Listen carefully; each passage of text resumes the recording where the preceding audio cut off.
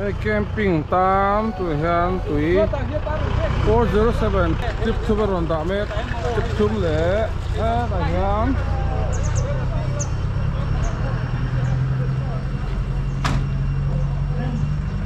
pick up trip ni lo theng bok ani kan van lom tak pathian in tum chom na awan ni chiang em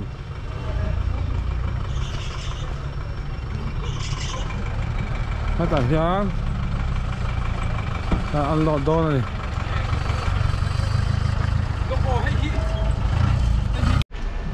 khơi trăng mấy lần đã tùy doang tùy vét doang tùy vét ê mất tiền lòm về cắn lòm mất tục anh nha lòm ta cắn đi hết cắn